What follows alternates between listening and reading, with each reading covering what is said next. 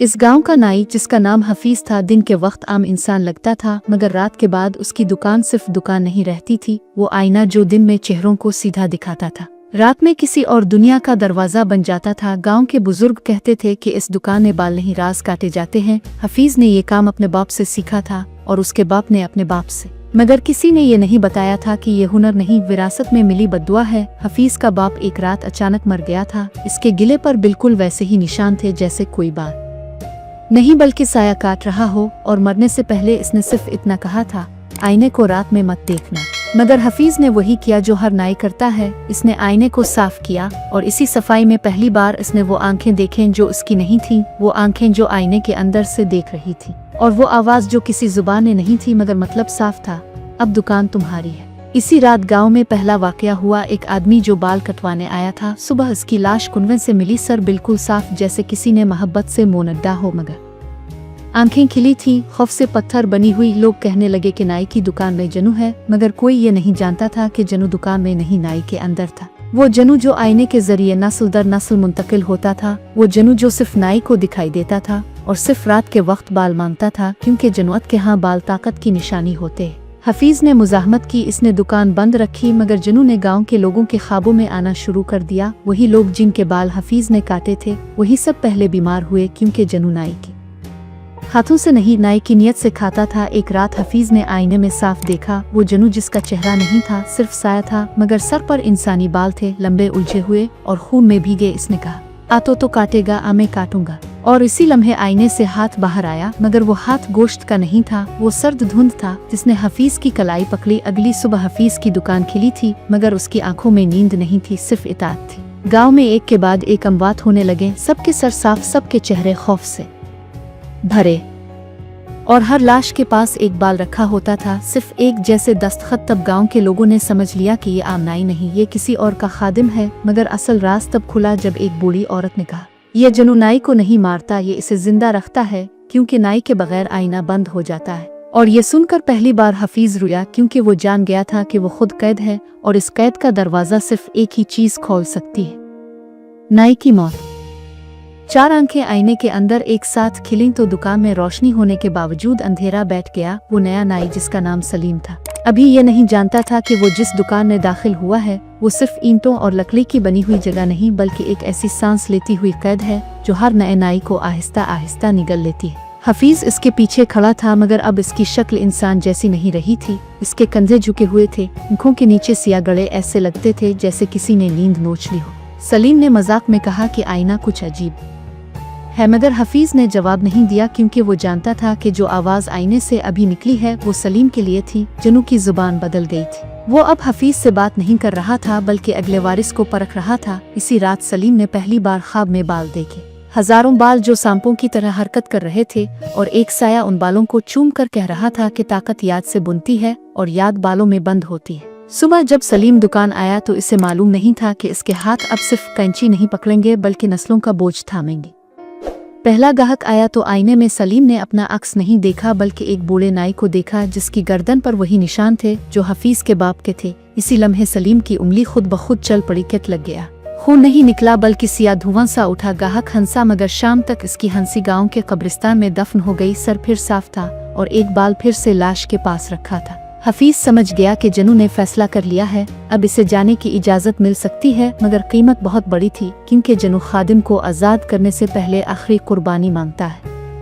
वो कुर्बानी नाई की नहीं होती, वो कुर्बानी इस शख्स की होती है जिसे नाई सबसे ज्यादा बचाना चाहता है। हफीज ने सलीम को खबरदार करने की कोशिश की, मगर जनू ने इसकी जुबान बांध दी। अब वो सिर्फ आईने के अंदर बोल सकता था, और सलीम आईने में देखने से घबराने लगा, मगर हर नाई की तरह इसे आईने के बगैर काम नहीं आता था। रातों को सलीम के कमरे में बाल गिरने लगे, तकिए के नीचे, जूतों के अंदर, हता के पानी के गिलास में। वो समझ गया कि ये कोई बीमारी नहीं बल्कि बुलावा है।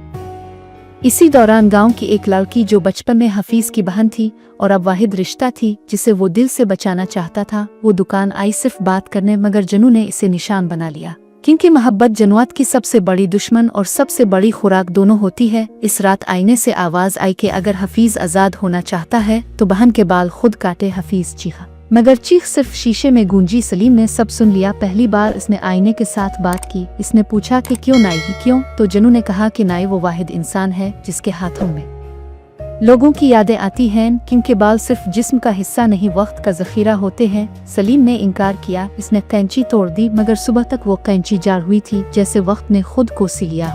गांव में अब सिर्फ 3 घर आबाद थे, बाकी सब भाग चुके थे, दफन हो चुके थे। बहन बीमार पड़ने लगी, इसके बाल खुद ब खुद झड़ने लगे। हफीज समझ गया कि वक्त खत्म हो रहा है। इसने आखिरी हरबा आजमाया। इसने आईने के सामने खुद को आग लगा दी मगर आग ने इसे नहीं जलाया बल्कि आईने के अंदर खींच लिया। अब हफीज खुद अक्स बन चुका था, जनू हंसा, क्योंकि यही असल अंजाम था। खादिम मरता नहीं, वो दरवाजा बन जाता है। सलीम ने ये सब देखा और पागल होने के करीब पहुंच गया। इसी लम्हे इसने वो काम किया जो किसी नाई ने नस्लों में नहीं किया था। इसने आईना तोड़ा नहीं बल्कि इसके सामने आंखें बंद करके दुआ पढ़ी। ऐसी दुआ जो इसने अपनी माँ से सुनी थी। दुआ मुकम्मल नहीं थी मगर नियत मुकम्मल थी। आईना चीखा। जनू की आवाज़ पहली बार टूट गई, क्योंकि जनू बाल और याद से ताकत लेते हैं मगर नियत से डरते हैं। आईने में दरार पड़ी। हफीज का अक्स मुस्कुराया जैसे शुक्रगुजार हो। एक जोरदार आवाज आई और आईना अंदर की तरफ धंस गया। दुकान खाली हो गई। सलीम बेहोश हो गया। जब खिली तो दुकान आम थी मगर एक चीज बदली नहीं थी। फर्श पर एक बाल पड़ा था, सिर्फ एक। जैसे वदा कि यह किस्सा खत्म नहीं हुआ। महीनों बाद सलीम ने नाई का काम छोड़ दिया। गांव फिर आबाद होने लगा मगर जो भी इस पुरानी दुकान के सामने से गुजरता इसे कभी कभी शीशे में हरकत महसूस होती। और कुछ रातों में लोग कहते हैं कि अगर तुम खामोशी से सुनो तो कैंची की आवाज आज भी आती है, क्योंकि जनू हारते नहीं, वो इंतजार करते हैं। नाई कभी आखिर नहीं होता। लोगों ने समझा कि किस्सा खत्म हो गया है। दुकान बंद हो गई, आईना टूट गया और सलीम ने नाई का पेशा छोड़कर शहर का रुख कर लिया। मगर जनुआत की कहानी कभी वहाँ खत्म नहीं होती जहाँ इंसान समझ लेता है कि अब सब ठीक है, क्योंकि जनू शिकस्त खाकर नहीं जाते, वो मिट्टी में जज्ब होकर सांस बन जाते हैं और वो सांस एक दिन किसी न किसी के फेफड़ों में उतरती है। सलीम को शहर में सुकून नहीं मिला। वो जहाँ भी रहता रात को बालों की सरसराहट सुनता जैसे कोई अंधेरे में कैंची चला रहा हो। इसके ख्वाबों में वही दुकान आती मगर अब दुकान के अंदर आईना नहीं था बल्कि पूरा कमरा शीशे का बन चुका था और हर शीशे में हफीज खड़ा होता, खामोश खाली आंखों के साथ, जैसे वो कहना चाहता हो कि दरवाजा बंद नहीं हुआ, सिर्फ शक्ल बदली है। शहर में सलीम ने एक आम सी नौकरी पकड़ी मगर उसके हाथ अब भी आदतना लोगों के सरों की तरफ उठ जाते और वो घबरा कर पीछे हिट जाता।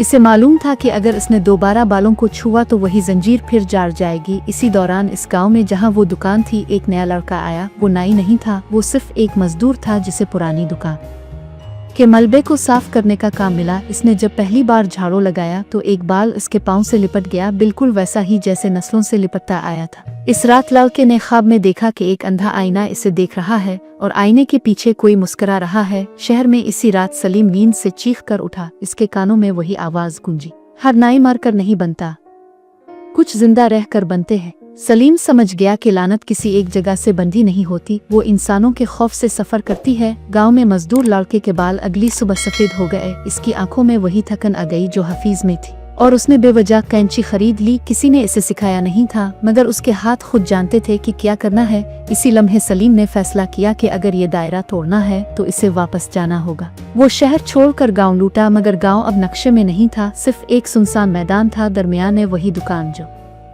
अब दोबारा खड़ी थी, जैसे कभी गिरी ही ना हो। दरवाजा खुद ब खुद खुला। अंदर वो लड़का बैठा था और उसके सामने शीशे की दीवार, आईना नहीं था मगर हर दीवार अक्स दे रही थी।